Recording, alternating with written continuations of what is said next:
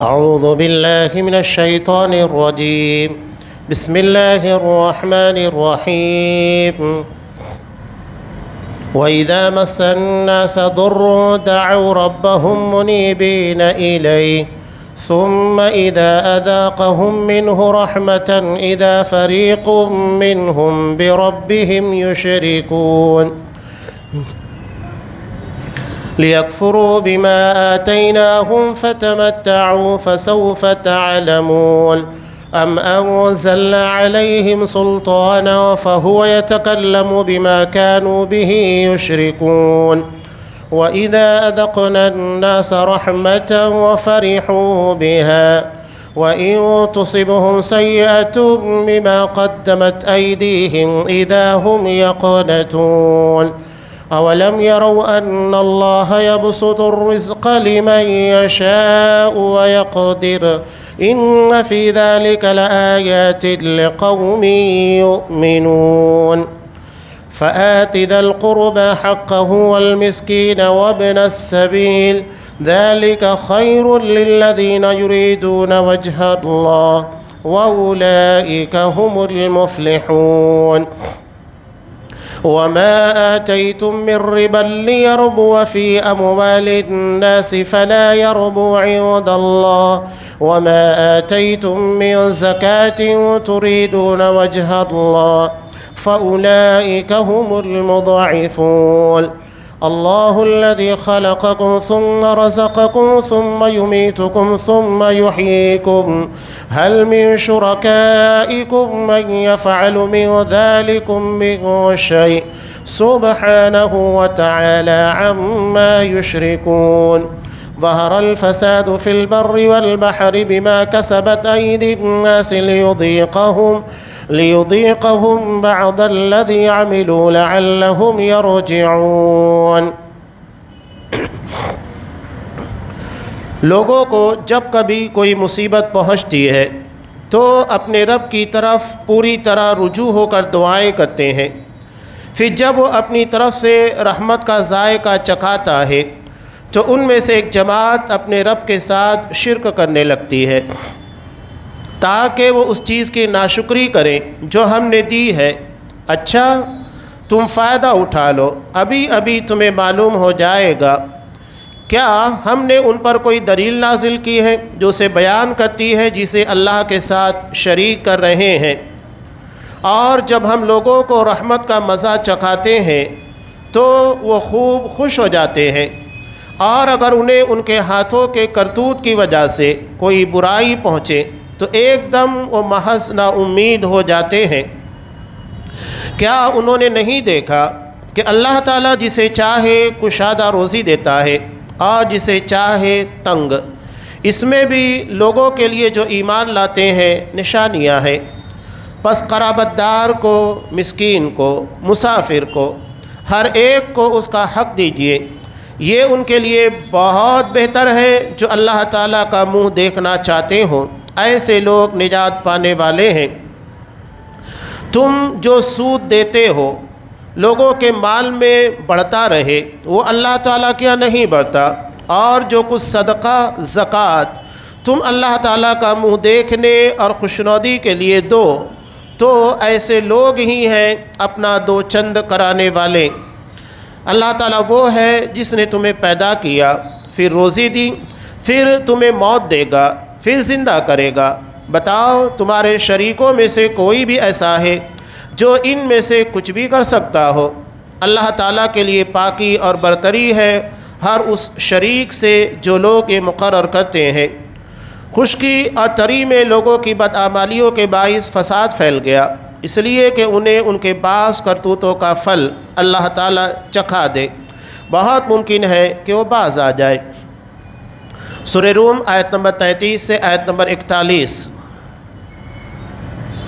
محترم حاضرین، اللہ نے انسانی فطرت کا تذکرہ کیا خوشی اور غم دونوں موقعوں پر کہ اگر اسے تکلیف لاحق ہوتی ہے، در کا مطلب کہتے ہیں کوئی مصیبت لاحق ہوئی جو اس کے مال میں ہو، یعنی مالی اعتبار سے کمی ہو جائے، کاروبار کے اندر کمی ہو جائے.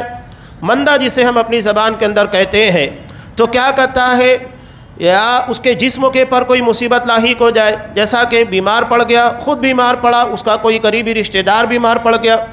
ہمارے یہاں دیکھتے ہیں کہ اگر اپنا کوئی قریبی رشتہ دار، ماں ہو، باپ ہو، بھائی ہو، بیٹا ہو، اولاد، تو ہم بہت ہی الہا و زاری کے ساتھ اللہ سے دعا کرتے ہیں، بلکہ دوسروں کو بھی کہتے ہیں کہ ہمارے رشتہ دار کے لیے، بچے کے لیے، ماں باپ کے لیے دعا کیجئے گا۔ یعنی اللہ کی طرف جو توجہ انابت ہوتی ہے اس وقت مصیبت کی وجہ سے زیادہ ہو جاتی ہے، اسی کا تذکرہ اللہ یہاں کر رہا ہے۔ لیکن ثم اذا اذاقهم منه رحمہ، کہ جب اسے رحمت کا مزہ ہم چکاتے ہیں، یعنی اس پریشانی سے، مصیبت سے، چاہے جسمانی ہو، مالی ہو، نجات دے دیتے ہیں، تو نتیجہ کیا ہوتا ہے؟ اذا فریق منهم بربهم یشرکون، تو تم میں کا ایک فریق، سبھی نہیں بلکہ ایک جماعت اپنے رب کے ساتھ شرک کرنے لگتی ہے۔ اب یہاں اللہ نے ربوبیت کا تذکرہ کیا۔ اب ربوبیت میں کن چیزوں کو شامل کیا جاتا ہے؟ ربوبیت کی کیا خصوصیات ہیں؟ خالق ہونا، مالک ہونا، مدبر ہونا، یہ ربوبیت کی 3 اہم صفات ہیں، خصوصیات ہیں جو عقیدے کے باب میں پڑھائی جاتی ہے کہ اللہ خالق ہے، پیدا کرنے والا، مالک ہے، یعنی پیدا کرنے کے بعد وہ ملکیت کے پر اپنا حق رکھتا ہے، ایسا نہیں ہے کسی اور کو سونپ دے کہ اللہ نے کائنات کو پیدا کرنے کے بعد، بندوں کو پیدا کرنے کے بعد کسی اور کے حوالے کر دیا کہ تم نظام کائنات چلاؤ، تم کسی کو روزی دو، کسی کو اولاد دو۔ نہیں، اللہ نے تمام چیزوں کو پیدا کرنے کے بعد حق کے ملکیت بھی اپنے پاس رکھا ہے، اور اس کے بعد مدبر، یعنی زندگی، موت، خوشی، غم، زندگی کے تمام امور کے بارے میں تدبیر کرنا، تصرف کرنا، یہ اللہ تبارک و تعالی رب کی خصوصیت ہے۔ اب اللہ نے رب کا تذکرہ کیوں کیا؟ اس کی وجہ یہ ہے کہ انسانی زندگی میں خوشی آئے وہ بھی اللہ عطا کرتا ہے، غم ہو وہ بھی اللہ عطا کرتا ہے بطور آزمائش کے، تو یہ ہماری زندگی کا حصہ ہے۔ ربوبیت اللہ تبارک و تعالی ربوبیت کی بنیاد کے پر یہ تمام کام انجام دے رہا ہے۔ اب یہاں ربوبیت میں شریک بنانے کا مطلب کیا ہے؟ یعنی جو چیزیں اللہ کرتا ہے، غم دینا، خوشی دینا، نفع دینا، نقصان دینا، بگڑی بنانا، حاجت روائی، مشکل کشائی، اب ہم یہاں اللہ کے علاوہ کسی غیر کو اس قابل سمجھنے لگتے ہیں یا اس کا ذمہ دار بنا دیتے ہیں، چاہے قبر والے کی بات کہیے، شیخ عبدالقادر جیلانی کی بات کہیے، کسی پیر ولی بزرگوں کی بات کہیے، سب اس میں شامل ہو جاتے ہیں۔ بلکہ ایک ڈاکٹر کا حقیقی واقعہ میں آپ کو بتا رہا ہوں کہ ایک جوڑے کو شادی کے کافی مدت کے بعد اولاد نہیں ہو رہی تھی۔ اب انہوں نے کافی جگہ ٹرائی کیا اور آخر کار اس ڈاکٹر کے پاس آئے اور علاج کر رہے تھے، لیکن علاج کرنے کے بعد بھی ایک مدت تک انہیں اللہ نے اولاد نہیں دی۔ اب انہوں نے آخر میں کہا کہ اب ہمیں مزار کے پر جانا ہی ہوگا۔ تو ڈاکٹر ذہین تھا، اللہ نے عقیدہ توحید کا علم دیا تھا، وہ فوراً سمجھ گیا، اس لیے کہ وہ روایت سامنے رکھیے گا کہ اللہ جب بندوں کے تعلق سے کوئی فیصلہ کرتا ہے تو فیصلے کی چرچا فرشتوں کے درمیان ہوتی ہے، اور کچھ باتیں کبھی کبھار شیاطین جب آسمان کی طرف جاتے ہیں سن لیتے ہیں، اور انہی باتوں کو آ کر نجومیوں کے کان میں اگل دیتے ہیں، اور وہ ایک سچ کے اندر 99 جھوٹ ملا کر لوگوں کے درمیان بیان کرتا ہے۔ اب ایک بات سچ ہو جاتی ہے، لوگ اس کے پر توجہ دیتے ہیں، اور بقیہ 99 جھوٹ کے پر توجہ دیتے ہی نہیں ہیں، جبکہ 99 جھوٹ کے پر آپ کیا کہیں گے کہ اس کا 99 جھوٹ کیسے ہو گیا؟ ایک سچ ٹھیک ہے، یہ تو تکا ہوتا ہے کہ آپ نے چند باتیں کہی، چند باتوں میں کوئی ایک بات سچ ثابت ہو گئی، ہو جاتا ہے، یہ تو تیر تکے کی باتیں ہوتی ہیں۔ لیکن یہ 100 میں سے 99 جھوٹ بولتے ہیں اور ایک سچ بولتے ہیں جو کہ آسمان کی طرف سے چوری کیا ہوا ہوتا ہے، اس کے پر یقین کرنے لگتے ہیں۔ اب یہ باتیں جب وہاں تک پہنچتی ہے، شیطان اسے دلوں کے اندر ڈالتا ہے، شیطان کو پتہ لگ جاتا ہے کہ اللہ نے اب اس جوڑے کے لیے اولاد کا فیصلہ کر دیا ہے۔ اب ایسے موقع کے پر وہ قبر کے پاس لے کر جاتا ہے، مزار کے پر لے کر جاتا ہے۔ کیوں؟ تاکہ جو اولاد اللہ دینے والا ہے، جو فیصلہ اللہ نے کیا ہے، اس فیصلے کو نعوذ باللہ شیطان کسی قبر والے کی طرف، مزار والے کی طرف ٹرانسفر کرتا ہے، لوگوں کے عقیدوں کو بگاڑتا ہے۔ تو ڈاکٹر نے کہا کہ ٹھیک ہے، آپ مجھے کچھ مہینوں کی مہلت دیجیے گا، میں کوشش کر رہا ہوں۔ اور اللہ کا کرنا ایسا ہوا کہ اللہ نے اولاد کے لیے جو مدت تھی وہ طے کر دی، حمل ٹھہر گیا اور بہت خوشی کے عالم میں آیا۔ تو ڈاکٹر صاحب نے کہا کہ آپ کو پتہ ہے کہ میں نے آپ کو کوئی دوا نہیں دی ہے، کوئی دوا نہیں دینی ہے آپ کو، بس یوں ہی خالی چیزیں تھیں جو آپ کو میں دے رہا تھا۔ اور اسی حدیث کے تناظر میں اس کے سامنے باتیں رکھی کہ اللہ جب فیصلہ کر لیتا ہے تو یقینی طور کے پر وہ ہوتا ہے، اور شیاطین کچھ باتوں کو سن لیتے ہیں اور عین موقع کے پر لے جا کر اسے ڈال دیتے ہیں نجومیوں کے کانوں کے اندر، یا شیطان ڈائریکٹ اس بندے کے ذہن و دماغ کے اندر ڈالتا ہے اور ذہن کو ٹرانسفر کر کے مزار والے قبر والوں کی طرف لے جاتے ہیں۔ لوگ سمجھتے ہیں کہ مزار والے کی عطا کردہ ہے، مزار اور اس کے واسطے وسیلے سے ہمیں چیزیں ملی ہے، جبکہ اس میں اس کا کوئی لینا دینا نہیں ہوتا ہے۔ اسی کو اللہ یہاں کہہ رہا ہے کہ وہ اللہ کا شریک ٹھہرانے لگ جاتے ہیں۔ لِيَكْفُرُوا بِمَا آتَيْنَاهُمْ، تاکہ وہ اس چیز کی ناشکری کرے جو ہم نے دی ہے۔ ناشکری ضروری نہیں ہے کہ زبان سے، بلکہ اپنے عمل کے ذریعے کر رہے ہیں کہ جو چیز اللہ نے عطا کی ہے۔ ایک طرف یہ کہتے ہیں کہ کائنات کا ایک پتا بھی اللہ کی مرضی کے بغیر نہیں گرتا ہے، کائنات کی کوئی چیز اللہ کی منشا کے بغیر نہیں ہوتی۔ یہ جو حدیث ہے لا حول ولا قوت الا باللہ، یہ کنز من کنوز الجنہ، جنت کے خزانوں میں سے خزانہ ہے۔ کیوں؟ اس لیے کہ اس میں توحید بیان کی گئی ہے۔ لا حول یعنی کسی گناہ سے بچنے کی طاقت دینا، اس سے پھیر دینا، ولا قوت اور کسی نیکی کی توفیق دینا، یہ اللہ کے بغیر ممکن ہی نہیں۔ یعنی کسی گناہ سے بچنا، نیکی کی توفیق کا ملنا، سب کچھ اللہ تبارک و تعالیٰ کے اشاروں کے پر، اس کی منشا کے پر ہے، اس کی مشیت، اس کی مرضی کے پر ہے۔ تو جب تمام چیزیں اللہ کی منشا اور اس کی اجازت کے تابع ہے اور وہ کن فیکون کے انتظار میں ہوتی ہے، اللہ اشارہ کرے تو وہ چیز ہو جائے، تو پھر یہ انسانی زندگی کے اندر اتنے بڑے بڑے فیصلے کیا یہ اللہ تبارک و تعالیٰ کے بغیر ہو جاتے ہیں؟ یا کوئی ہے جو اللہ تبارک و تعالیٰ کے خلاف فیصلے کرتا ہے، اللہ نہیں چاہتا لیکن وہ کر دیتا ہے؟ یا اللہ اگر اس چیز کے بارے میں فیصلہ نہیں چاہ رہا ہے لیکن یہ اپنی طاقت یا اپنے اختیار اور اپنے دباؤ پریشر کی بنیاد کے پر منا لیتے ہیں؟ یہ بہت خطرناک قسموں کی باتیں ہیں جو اس طرح کے واقعات کے اندر چھپی ہوئی ہیں۔ اب آگے اللہ نے انسانی فطرت کے تعلق سے ایک اور چیز بیان کی کہ جب رحمت کا مزہ چکھتے ہیں خوش ہو جاتے ہیں، اور وَإِن تُصِبْهُمْ مُصِيبَةٌ، اگر کوئی مصیبت لاحق ہوتی ہے جو ان کے اپنے گناہوں کی پاداش میں۔ یاد رکھیے ہماری زندگی کے اندر حضرت ابراہیم علیہ السلام کے بارے میں قرآن مجید نے سورہ شعراء کے اندر بہت ساری باتیں بیان کی۔ وہاں پر ایک چیز کا تذکرہ حضرت ابراہیم نے یہ بھی کیا، وَإِذَا مَرِضْتُ فَهُوَ يَشْفِينِ، جب میں بیمار ہوتا ہوں تو مجھے شفا دیتا ہے۔ حضرت ابراہیم نے یہ نہیں کہا یُمْرِضُنِی وَيَشْفِينِ، اللہ مجھے بیمار کرتا ہے وہ مجھے شفا دیتا ہے، حالانکہ تمام چیزیں اللہ کے اختیار میں، لیکن بیماری کی نسبت بندے کی طرف کیوں کی گئی؟ اس کا مطلب یہ ہے کہ بندہ اپنی خطا، اپنی غلطی سے بیماریوں کا شکار ہوتا ہے، وہ غلطی کرتا ہے، کھانے پینے کے بارے میں، سونے اٹھنے بیٹھنے کے بارے میں، بہت ساری چیزوں کے بارے میں بد احتیاطی کرتا ہے، جس کی وجہ سے بیماری لاحق ہوتی ہے اور اللہ شفا دیتا ہے۔ تو یہ جو لاحق ہوئی، قرآن مجید کہہ رہا بما قدمت ایدیہم، یہ تمہارے اپنے کرتوتوں کا، تمہارے اپنے اعمال کا نتیجہ ہے۔ اور یہی چیز ہمارے کاروبار کے اندر بھی ہے۔ آج ہم کاروبار کی مندی کا جو شکار ہے اور اس کے بارے میں رونا روتے ہیں، روزگار کے بارے میں اتنے فکر مند ہو چکے ہیں، لیکن کبھی ہم نے غور کیا اوپر سے لے کر نیچے تک کرپشن کتنا بھرا ہوا ہے؟ ابھی چند باتیں جو بیان کی گئی، بڑے افسوس کے ساتھ جب ان ساری چیزوں کو سنا تو حیرت ہوتی ہے کہ ہمارے سماج اور معاشرے کے اندر ظلم اور زیادتیوں کی عجیب غریب شکلیں پائی جاتی ہے۔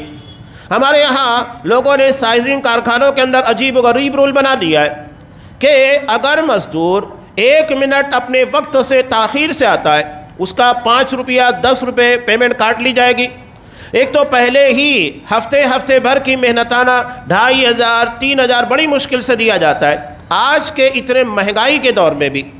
اب 2500 روپے اگر ہفتے کا پگار دیا جا رہا ہے، تنخواہ دی جا رہی ہے، اس میں بھی 1 منٹ تاخیر سے آنے کی وجہ سے آپ نے 5 روپے کاٹ لیا۔ اب وہ 5 منٹ لیٹ ہوتا ہے، 25 روپے آپ نے کاٹ لیے۔ یہ عجیب و غریب رول۔ اور اس کے بعد دوسری چیز کہ اگر وہ ایکسٹرا ڈیوٹی لیتے ہیں، یعنی مثال کے طور کے پر رات کو 7 بجے 8 بجے یا 9 بجے ڈیوٹی ختم ہو جاتی ہے، اس کے بعد بھی آپ نے اس کو روک لیا ہے، کچھ ایکسٹرا کام نکل گیا، اس کا ایکسٹرا نہیں دیں گے۔ اس کے علاوہ آج اسکولوں کے اندر کرپشن کا ماحول کتنا عجیب و غریب ہے۔ لوگوں نے جب باتیں بتائی تو حیرت ہوتی ہے کہ لوگ کس طرح سے حرام خوریاں کر رہے ہیں۔ یہاں ایگزام ہوتے ہیں، ایگزام کی بنیاد کے پر ایگزامنر یعنی جو بچوں کا ایگزام لیتا ہے ہال کے اندر موجود رہتا ہے، سرکار کی طرف سے باقاعدہ الگ فنڈ آتا ہے اسکول مینجمنٹ کے لیے، لیکن ایگزامنر لوگوں کو چیزیں نہیں دی جاتی۔ بچوں کے لیے ریلیاں نکالنا، ان کے لیے کچھ خرچ کرنا، وہ تمام فنڈ آتے، لیکن نہ اسے خرچ کیا جاتا ہے، نہ بتایا جاتا ہے، نہ جو کام کرنے والے ان کو دیا جاتا ہے۔ یہ کھلا حرام خوری کا معاملہ۔ اس کے علاوہ اسکولوں کے اندر 10 سال 15 سال تک پڑھانے کے بعد ان لوگوں کی پیمنٹ جاری کی جاتی ہے۔ یہ ساری چیزیں آج تمام اسکولوں کے اندر چل رہی ہے، کوئی بولنے والا نہیں ہے۔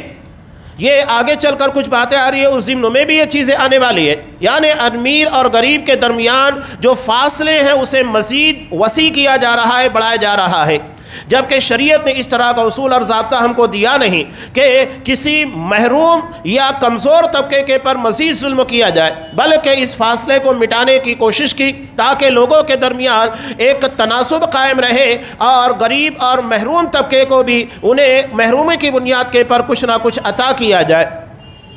یہ بما قدمت ایدیہم، یہ ان کے اپنے کرتوتوں کا نتیجہ ہے۔ کرپشن اوپر سے لے کر نیچے تک ہے، ہر کوئی اپنی اپنی جگہ کے پر ظلم اور زیادتی کر رہا ہے۔ صرف ہم بڑے ظالموں کی بات کرتے ہیں، لیکن کبھی ہم نے اپنے سے نیچے یا ہم جو ظلم و زیادتیاں کر رہے ہیں اس کے بارے میں بات کریں گے۔ یہاں پر بھی تو بات ہونا چاہیے۔ اللہ نے ہم کو جو ذمہ داری دی ہے، کیا ہم اسے ایماندارانہ طریقے سے نبھا رہے ہیں؟ یہ بھی ایک بڑا سوال ہے۔ اگر ہم یہ ذمہ داری نہیں نبھا رہے ہیں تو یہ بھی ظلم ہے کہ ہم اپنی طاقت، اپنی ذمہ داری کے برخلاف کام کر رہے ہیں، یہ بھی ظلم ہے۔ صرف ہم بڑے ظالموں کی بات کریں، لیکن اپنے ذریعے سے ہونے والے ظلم اور زیادتیوں کے بارے میں کوئی باتیں نہیں کرتا ہے۔ تو قرآن وہی کر رہا ہے کہ جب کوئی مصیبت ان کے کرتوتوں کی بنیاد کے پر گناہوں کی پاداش میں لاحق ہوتی ہے تو یہ مایوس ہو جاتے ہیں۔ حالانکہ انہیں کیا کرنا چاہیے؟ اپنا محاسبہ کرنا چاہیے۔ آپ صلی اللہ علیہ وسلم نے مومن کے تعلق سے کیا کہا؟ ترمذی کی روایت ہے کہ القیس من دان نفسہ، چالاک کون ہوتا ہے؟ جو اپنے آپ کا جائزہ لے۔ لیکن ہمارے یہاں چالاک کون سمجھا جاتا ہے؟ جو دوسروں کے معاملات پر نگاہ رکھے، وہ کیا کرتا ہے، کیا نہیں کرتا ہے، کس سے ملتا ہے، کس سے نہیں ملتا ہے۔ ہمارے یہاں جاسوسی کا جو ماحول بنا کر رکھا گیا ہے، پھر اس کے پر جو خبریں چلتی ہے، جھوٹ فساد، مزید الزامات، اپنی طرف سے اپنے سوچ اور خیالات کو لوگوں کے درمیان بیان کرنا، اپنی فکر نہیں ہے، دوسروں کے بارے میں بہت فکر ہے کہ ہم وہ کیا کرتا ہے، کس سے ملتا ہے، کیا کماتا ہے، کیا کھاتا ہے، کیا پہنتا اڑتا ہے، اس کے گھر میں کیا چل رہا ہے، یہ ہمارے یہاں بہت فکر ہے، جبکہ وہ ہماری ذمہ داری نہیں ہے۔ شریعت نے سختی کے ساتھ منع کیا ہے، کسی کی ذاتی زندگی میں انٹرفر کرنے کی آپ کو اجازت نہیں ہے۔ یہ بلکہ بدترین معاشرے کی مثال ہوتی ہے جو اپنا محاسبہ کرنے کے بجائے دوسروں کی فکر کرتے، دوسروں کے بارے میں اور دوسروں کی ذاتی زندگی کے بارے میں چرچا کرتے۔ آج ہمارے عمومی طور کے پر وہی ہوتا ہے، نماز پڑھیں گے نہیں کہ مسجد کے نیچے کھڑے ہو کر دوسروں کی ذاتی اور نجی زندگی کے بارے میں باتیں کریں گے، جتنا کماتے نہیں اس سے زیادہ کی خیرات بانٹتے ہیں۔ یہ ہمارا المیہ ہے۔ آپ صلی اللہ علیہ وسلم نے کہا چالاک کون ہے؟ القیس من دان نفسہ، اپنا جائزہ لے، میں کتنے پانی میں ہوں، میں نے کتنا اچھا کتنا برا کیا ہے۔ یہ چالاک لوگوں کی نشانی ہے جو اپنا جائزہ لیتے ہیں۔ القیس من دان نفسہ وعمل لما بعد الموت، اور مرنے کے بعد کی تیاری کرے۔ آج ہم ساری تیاریاں دنیا کے، بتائیے اگر کسی شخص کو یہ بتا دیا جائے کل تمہاری موت واقع ہونے والی ہے تو سوچئے کیا ہمارے پاس اتنے اعمال ہیں کہ ہم اللہ کی جناب میں سرخرو ہو جائیں گے؟ اللہ ہمیں اپنے عذاب کی گرفت میں نہیں لے گا، اللہ کے سوال کے جواب سے بچ جائیں گے۔ ہر کسی کو اس بات کا جائزہ لینا چاہیے کہ اگر ہماری موت اچانک آتی ہے، کل آ جاتی ہے، اور کسی کی موت کبھی بھی آ سکتی ہے، کوئی بھروسہ نہیں ہے، کوئی اپنی موت کے بارے میں نہیں جانتا، صرف اللہ تبارک و تعالیٰ کو علم ہے کس کی موت کب آنے والی ہے۔ تو کیا ہم واقعتاً اللہ کی جناب میں اپنے آپ کو کامیاب لوگوں میں شمار کر پائیں گے؟ جائزہ لیجئے نا۔ وہی تو بات اللہ کے رسول کہہ رہے ہیں، چالاک کون ہے؟ جو اپنے آپ کا جائزہ لیتا ہے، مرنے کے بعد کی تیاری کرتا ہے۔ اور عاجز نکما کام چور کون ہوتا ہے؟ والعاجز من اتبع نفسہ ہواہا، خواہشات کے پیچھے اپنے نفس کو لگا دیتا ہے، وتمنى علی اللہ، اور اللہ کے بارے میں خوب امیدیں وابستہ کرتا ہے۔ اللہ بڑا بخشنے والا، بڑا رحم کرنے والا ہے، وہ مجھے معاف کر دے گا، اس نے جب 100 لوگوں کو قتل کرنے کے بعد معاف کر دیا تو مجھے کیوں نہیں معاف کرے گا؟ یہ ساری امیدیں ہیں۔ ٹھیک ہے اللہ غفور رحیم ہے، لیکن ساتھ ہی ساتھ جبار بھی ہے، قہار بھی ہے۔ وہ اپنے بندوں کی بڑی سخت گرفت کرتا ہے، سزائیں بھی بڑی سخت دیتا ہے۔ ایک شاعر بہت پیاری بات کہتا ہے، عربی شاعر، کہ تصل الذنوب الى الذنوب وترتجی ترک الجنان بها وفوز العابد انسیت ان اللہ اخرج آدم منها الى الدنیا بذنب واحد، کہ گناہ کے پر گناہ کر رہا ہے اور یہ سمجھتا ہے کہ کامیاب انسان کی طرح جو بہت عبادت گزار ہے اس کی طرح تجھے بھی کامیاب کر دیا جائے گا۔ جیسا کہ ہمارے ہاں ایک اسٹوڈنٹ جو محنتی نہیں کرتا ہے، نہ حاضری دیتا ہے، اور یہ سمجھتا ہے کہ وہ کلاس کا ٹاپر بن جائے گا، کیا ممکن ہے؟ ناممکن چیز ہے۔ تو یہاں پر بھی وہی معاملہ، گناہ کے پر گناہ کر رہا ہے اور اپنے آپ کو بہت بڑے عبادت گزار کی طرح کامیاب سمجھ رہا ہے۔ انسیت ان اللہ اخرج آدم، کیا تو یہ بھول گیا کہ اللہ نے آدم علیہ السلام کو جنت سے محض ایک گناہ کی پاداش میں باہر کر دیا، اور ہم گناہ کے پر گناہ کرنے کے بعد اسی جنت میں جانے کی خواہش و تمنا رکھتے ہیں، جبکہ اللہ نے صرف ایک گناہ کی پاداش میں جنت کے باہر کر دیا تھا۔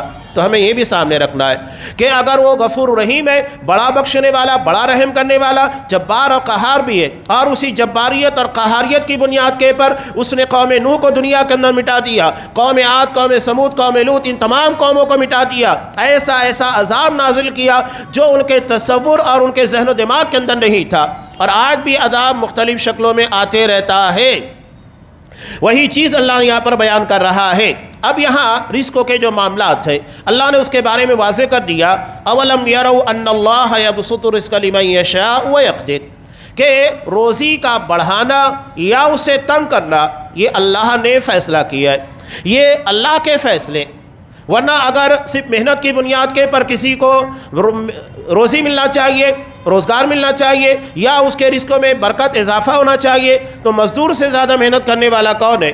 جو 8-8 10-10 گھنٹے محنت کرتا ہے، حمالی کرنے والا۔ آپ مارکیٹ کے اندر چلے جائیے، سامان کو اٹھا کر ادھر سے ادھر کرنے والا، حمالی کرنے والا مزدور کتنی محنت کرتا ہے، لیکن اسے اتنی محنت کے نتیجے میں کتنا ملتا ہے؟ 300 400 500 روپے روز کے، اس سے زیادہ تو ملتا نہیں ہے۔ کنسٹرکشن لائن کے اندر کہ دیکھیے کتنی محنت کی جاتی ہے، کسانوں کو دیکھیے کتنی محنت کرتے ہیں، لیکن کبھی کبھی ان کی محنتوں پر پانی پھر جاتا ہے، زیادہ بارش کی وجہ سے یا بارش کم ہونے کی وجہ سے اتنی محنت سے لگائی فصل تباہ ہو جاتی ہے، برباد ہو جاتی ہے، یعنی محنت رائے گاہ ہو جاتی ہے۔ جبکہ اس کے برخلاف ایک آدمی اپنے آفس کے اندر اے سی کے ماحول کے اندر بیٹھا ہوا ہے، اپنے دماغ، اپنی تھنکنگ پاور کی بنیاد کے پر سارے مزدوروں کو سیٹ کیے ہوئے، کاروبار کو سیٹ کیے ہوئے، روزانہ لاکھوں روپے کما رہا ہے۔ تو ایسا نہیں ہے کہ صرف محنت، یہ اللہ کی تقدیر ہے، اسی کو اللہ بیان کر رہا ہے۔ اللہ روزی کو کشادہ کرتا ہے، تنگ کرتا ہے، اور اس میں ایمان والے لوگوں کے لیے نشانی ہے کہ اللہ نے ہماری تقدیر کے اندر جتنا رزق لکھا ہے ہم اتنا ہی کھائیں گے۔ اور حضرت عبادہ بن صامت رضی اللہ تعالیٰ عنہ نے اپنے بیٹے کو جس بات کی وصیت کی تھی اپنی موت کے وقت، ہر مسلمان کو یہ وصیت یاد رکھنا چاہیے، اور اگر ہم نے اس وصیت کو اپنے ذہن و دماغ کے اندر اچھے طریقے سے بٹھا لیا تو زندگی کے بہت سارے پرابلمز حل ہو جائیں گے۔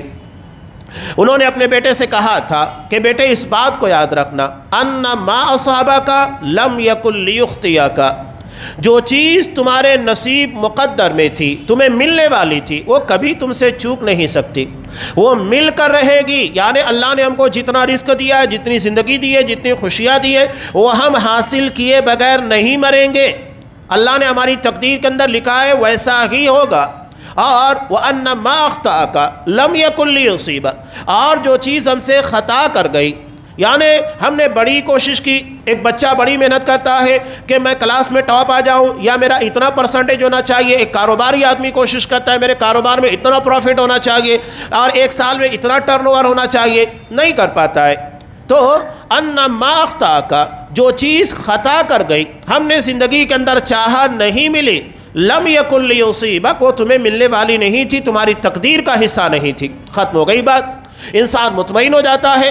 جو چیزیں نہیں مل پائی محنت کے باوجود بھی اس کے پر وہ نامراد نہیں ہوتا ہے، ناراض نہیں ہوتا ہے کہ اللہ نے میری تقدیر کے اندر جو فیصلہ کیا وہی بہتر تھا، خوش ہو جاتا ہے۔ اور یہ زندگی کے اندر کسی بھی قسم کی مایوسی یا انسان کو کسی بھی قسم کے ڈپریشن سے بچاتی ہے۔ تقدیر کے فیصلوں کے پر ایمان رکھنا کہ تقدیر کا لکھا کبھی بھی ہم سے چھوٹنے والا نہیں، وہ ہمارے اندر ہمیں ملنے والا ہے، وہ کبھی بھی ہم سے چھوٹنے والا نہیں ہے۔ تو یہ بہت اہم چیز۔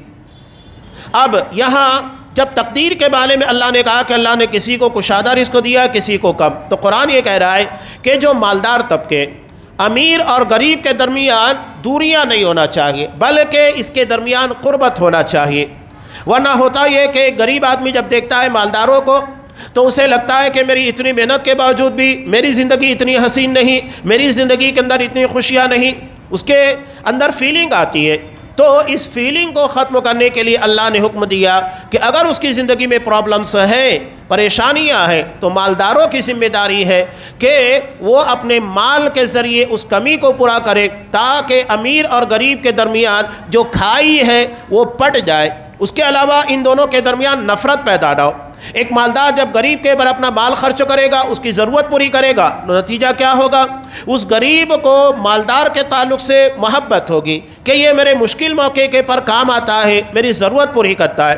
اگر وہی کام مالدار نہ کرے تو نتیجہ ہوگا کہ غریبوں کے اندر نفرت پیدا ہوگی، اور یہ نفرت اگر آگے بڑھتی ہے تو نتیجہ یہ ہوگا کہ چوری چماری، لوٹ مار، ڈکیتی، یہاں تک کہ ان لوگوں کے مال کے پر ناجائز قبضہ کرنا اور جو ذمہ داریاں ہیں، ڈیوٹیاں ہیں، اس میں خیانت کرنا سب عام ہو جائے گا، جبکہ ایمانداری اور ان کی ضرورت اور ہمدردی کے نتیجے میں چیزیں نہیں پائی جائے گی۔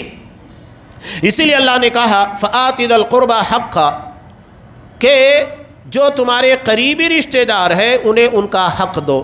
قرآن نے یہاں پر یہ نہیں کہا کہ ان کے پر زکوٰۃ اور صدقات خرچ کرو، قرآن کہہ رہا ہے کہ ان کا حق دو، یعنی ہمارے اپنے مال میں ضرورت مندوں کے لیے حق رکھا گیا ہے۔ ایک بہت پیاری بات شیخ توصیف الرحمن راشدی حفظ اللہ بیان کرتے ہیں کہ ایک شخص میری طرف چلا آ رہا تھا، وہ کچھ مانگنا چاہتا تھا، لیکن اس کی ظاہری کیفیت ایسی تھی کہ مجھے لگا کہ یہ مانگنے کے قابل نہیں ہے، تو میں نے ارادہ کر لیا کہ میں اسے نہیں دوں گا۔ لیکن قریب آنے کے بعد اس نے قرآن کا حوالہ دیا اور کہا کہ شیخ صاحب، اللہ نے آپ کے مال میں جو میرا حق رکھا ہے آپ اسے دے دیجئے گا۔ چنانچہ جیسے ہی اس نے کہا تو میں نے میرے اپنے جیب میں ہاتھ ڈال کر جو بن سکا میں نے اسے دے دیا۔ یعنی وہاں ایک شخص اللہ کے کلام، اللہ تبارک و تعالیٰ کے قرآن کے ذریعے مانگ رہا ہے۔ قرآن میں حکم دیا گیا ہے کہ حق للسائل والمحروم، تمہارے مال میں مانگنے والے اور محروم لوگوں کا حق رکھا گیا ہے۔ بلکہ نبی کریم صلی اللہ علیہ وسلم کی ضمن میں ابو داؤد کی روایت ہے، حضرت ابو درداء رضی اللہ تعالیٰ عنہ فرماتے ہیں میں نے نبی کریم صلی اللہ علیہ وسلم کو فرماتے ہوئے سنا، ابغونی الضعفاء، مجھے کمزور لوگوں میں تلاش کرو۔ کیوں؟ فإنما ترزقون وترزقون بضعفائکم، کہ تمہاری مدد کی جاتی ہے، تمہیں رزق دیا جاتا ہے تمہارے کمزور لوگوں کی وجہ سے۔ بخاری کی روایت میں ہے هل تنصرون وترزقون الا بضعفائکم، کہ تمہاری مدد کی جاتی ہے، تمہیں رزق دیا جاتا ہے تمہارے کمزوروں کی وجہ سے۔ اب کمزور کون ہے؟ ہمارے بچے چھوٹے ہوتے ہیں، کمزور ہوتے ہیں، کمانے کے قابل نہیں ہے، کمزور ہے۔ ماں باپ بوڑھے ہو گئے، کمزور ہے۔ یا ہمارے گھر میں کوئی اپاہج ہے، معذور ہے، بیمار ہے، کمزور ہے، وہ کمانے کے لائق نہیں ہے، لیکن اللہ ان کی وجہ سے ہماری مدد کرتا ہے۔ کیسے؟ ان کی دعاؤں کی برکت سے ہمیں وہ نوازتا ہے جس کی ہم تمنا نہیں کر سکتے، جس کے بارے میں ہم سوچ نہیں سکتے۔ تو ہماری نصرت اور رزق کا ذریعہ سماج کے کمزور لوگ ہیں، چاہے ہمارے ماں باپ ہو، ہمارے بال بچے ہو، یا سماج اور معاشرے کے اپاہج اور معذور لوگ ہو، بیمار لوگ ہو، یہ ہماری مدد اور رزق کا ذریعہ ہے، انہیں کمزور مت سمجھیے گا۔ بیوی ہے، وہ ہمارے کمانے کے اندر شریک نہیں ہوتی، لیکن وہ اپنے شوہر کے لیے دعا کرتی ہے اور اس کی دعا کی برکت سے اللہ رزق میں اضافہ کرتا ہے، اس کی مدد کرتا ہے، اس کی حفاظت کرتا ہے۔ ہمارے ماں باپ بوڑھے ہیں، نہیں کما سکتے، لیکن اپنی اولاد کے لیے رزق کی دعا کرتے، برکت کی، حفاظت کی دعا کرتے، اور ان کی دعا کی برکت سے اللہ تبارک و تعالی ہمیں رزق عطا کرتا ہے، ہماری مدد کرتا ہے۔ تو یہ دعا کرتے ہیں، ان کی دعائیں ہمارے لیے انتہائی مفید ہوتی ہے۔ وہی بات یہاں پر بیان کی گئی ہے۔ تو قریبی رشتہ داروں کو ان کا حق دینا ہے، مسکینوں کو، یعنی جو ہمارے قریبی رشتہ دار کے علاوہ مسکین ہوتے ہیں، وہ ابن السبیل، اور ایسا مسافر جو کہ کسی اور شہر سے آیا، کسی وجہ سے اسے مالی ضرورت پیش آ گئی، ہو سکتا ہے کہ کسی اور شہر کا آنے والا کسی وجہ سے پریشان حال ہو گیا ہو تو ان کی مدد کی جائے۔ یہ بہتر ہے کن لوگوں کے لیے؟ جو اللہ کی رضا چاہتے ہیں، اللہ کی خوشنودی چاہتے ہیں، اور یہی لوگ کامیاب ہونے والے ہیں۔ ہاں، اس کے برخلاف جو سود ہے اس کے بارے میں اللہ نے کہا لوگ دراصل سودی لین دین کرتے ہیں اور سمجھتے ہیں کہ اس سے مال میں اضافہ ہوگا، فلا یربو عند اللہ، اللہ کے نزدیک اس میں اضافہ نہیں ہوگا۔ یہ قرآن کا صاف طور کے پر فیصلہ سورہ بقرہ میں اللہ نے ارشاد فرمایا یمحق اللہ الربا ویربی الصدقات، اللہ سود کو مٹاتا ہے اور زکوٰۃ اور صدقات کو بڑھاتا ہے۔ یہ اللہ کا قانون فطرت ہے۔ جو لوگ یہ سمجھتے ہیں کہ سودی بیاج لین دین کرنے سے ہمارے رزق میں اضافہ ہوگا، کبھی مت سوچئے گا۔ آج ہمارے یہاں بہت سارے لوگ بڑے بڑے کارخانے، ہاسپٹل بنا کر رکھے ہوئے ہیں، سودی لین دین، اور یہ سمجھتے ہیں کہ اس کی بنیاد کے پر کامیابی ہو۔ نہیں، جب قرآن نے صاف طور کے پر کہہ دیا کہ تمہیں کامیابی نہیں ملنے والی، برکت نہیں ہونے والی، اللہ اس کو مٹا دے گا تو مٹنے والا ہے۔ کتنے لوگ ہیں جو ہماری نظروں کے سامنے بہت سارے حقیقی واقعات، تھوڑا سا لون لیا بینکوں سے، ارے کہا کہ تھوڑا سا تو ہے، 1 لاکھ کا ہے، 2 لاکھ روپے کا ہے، ادا کر دیں گے، لیکن نتیجہ کیا ہوا؟ نتیجہ یہ ہوا کہ وہی بڑھتا گیا، حالات ایسے بنے کہ انہیں اپنے کارخانے بیچنے پڑے، سیٹھ مزدور بن گیا اللہ کے قانون کو توڑنے کی بنیاد پر۔ جب اللہ نے کہا کہ اسے مٹاتا ہے تو مٹے گا، وہ کبھی بھی بڑھے گا نہیں، یہ واضح طور کے پر اللہ کا فرمان ہے۔ اس لیے اللہ نے آگے کہا وَمَا آتَيْتُم مِّن زَكَاةٍ، جو زکوٰۃ تم لوگ دیتے ہو، تُرِيدُونَ وَجْهَ اللَّهِ، اللہ کی رضا و خوشنودی کے لیے، فَأُولَٰئِكَ هُمُ الْمُضْعِفُونَ، تو اسی میں اضافہ ہوتا ہے، برکت ہوتی ہے۔ یہ معاشی چیزوں کو بیان کرنے کے بعد اللہ نے ایک اور چیز کا تذکرہ کیا، کہا اللہ نے تمہیں پیدا کیا، تمہیں رزق دیا، تمہیں موت دے گا، تمہیں زندگی دے گا۔ یہ 4 چیزوں کا تذکرہ، یعنی پیدا کرنا، رزق دینا، موت دینا، پھر زندہ کرنا۔ یہ 4 چیزیں ایسی ہیں اس میں کوئی اللہ کا شریک نہیں ہے۔ اللہ نے صاف کہا هل من شرکائکم من یفعل من ذلکم من شیء، کیا تمہارے شرکا میں کوئی ہے جو یہ کر سکے جو اللہ نے بیان کیا ہے کہ تمہیں پیدا کرے، رزق دے، موت دے، دوبارہ زندہ کرے؟ نہیں۔ جب یہ تمام چیزیں ان کے اختیار میں نہیں ہیں تو کیوں انہیں بلا وجہ عبادت کے قابل سمجھتے ہو؟ کیوں ان کی عبادت کر کے اپنے اعمال کو ضائع اور برباد کر رہے ہو؟ حقیقی معبود جو ہے اس کی عبادت کرو۔ اسی لیے اللہ نے کہا سبحانہ و تعالی عما یشرکون، اللہ پاک ہے، بلند ہے ان کے شرکا سے جو اللہ کا شریک ٹھہرا رہے ہیں۔ اب اس ضمن میں جو باتیں آگے آنے والی ہے، کائنات کی کچھ چیزیں جو تدبر کائنات ہوتے ہیں، ان تناظر کے اندر اللہ نے کہا ظہر الفساد فی البر والبحر بما کسبت ایدی الناس، کہ زمین کی خشکی ہو یا تری، لوگوں کے اعمال کے کرتوت میں فساد ظاہر ہو چکا ہے، غالب ہو چکا ہے۔ تو یہاں بما کسبت ایدی الناس، لوگوں کے اپنے کرتوت میں صرف یہ نہیں ہے کہ جو ہم لوگ سمجھتے ہیں، یعنی گناہ جو عام طور کے پر ہو رہے، بلکہ جس تناظر میں قرآن کی آیت نازل ہوئی ہے اس میں سب سے پہلے نمبر کے پر شرک آتا ہے۔ اسی لیے اللہ نے شرک کا تذکرہ کیا اور اس کے بعد اس کا تذکرہ کیا لِيُذِيقَهُمْ بَعْضَ الَّذِي عَمِلُوا، تاکہ ان کے بعض عملوں کا مزہ چکائے۔ کیوں؟ تاکہ وہ لوگ پلٹ آئے، جو گناہ کر رہے ہیں اس سے باز آ جائے۔ ابھی اسی سے جڑی ہوئی باتیں انشاءاللہ آئندہ درسوں میں تفصیل کے ساتھ بیان کی جائے گی۔ اللہ سے دعا ہے کہ اللہ کی تقدیر کے پر جو راضی ہونا ہے، جو ہمارے لیے اللہ نے لکھی ہے، حکمت کے ساتھ، عدل کے ساتھ، انصاف اور فضل کے ساتھ، اللہ ہمیں اس کے پر راضی ہونے کی توفیق دے۔ اللہ ہماری زندگی کے اندر خیر کا فیصلہ کرے اور ہر قسم کے شرور و فتن سے ہماری حفاظت فرمائے۔ آمین۔ وآخر دعوانا ان الحمد للہ رب العالمین۔